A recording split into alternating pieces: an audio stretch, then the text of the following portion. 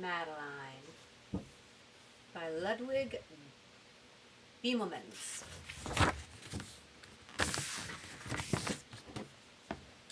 In an old house in Paris that was covered with vines lived 12 little girls in 2 straight lines.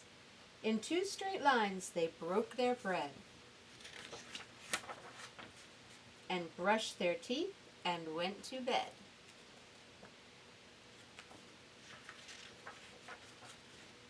They smiled at the good and frowned at the bad.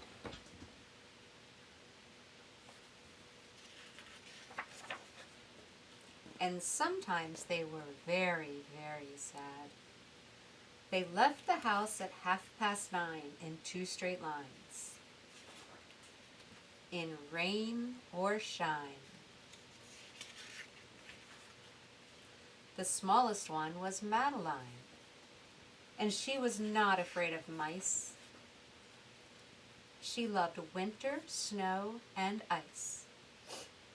The tiger in the zoo, Madeline just said, "Pooh-pooh."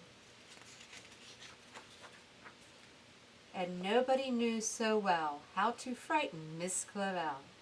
In the middle of the night, Miss Clavel turned on her light and said, "Something is not right."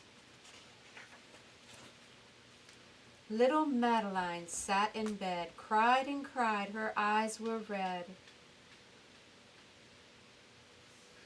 And soon after Dr. Cone came, he rushed out to the phone and dialed DAN ton 106. "Nurse," he said, "it's an appendix." Madeline was in his arm, in a blanket safe and warm. In a car with a red light, they drove out into the night. Madeline woke up 2 hours later in a room with flowers. Madeline soon ate and drank. On her bed there was a crank, and a crack on the ceiling had the habit of sometimes looking like a rabbit.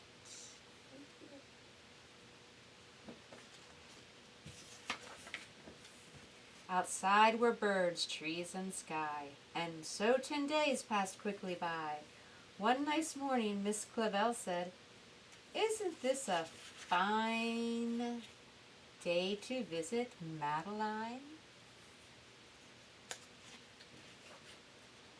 "Visitors from 2 to 4, read a sign outside her door, tiptoeing with solemn face with some flowers and a vase.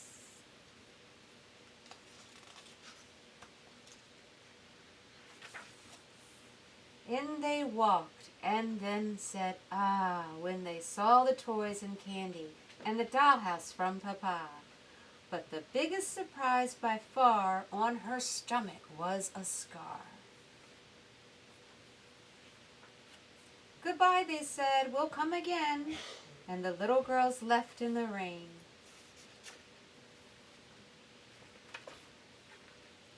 And went home and broke their bread, brushed their teeth, and went to bed.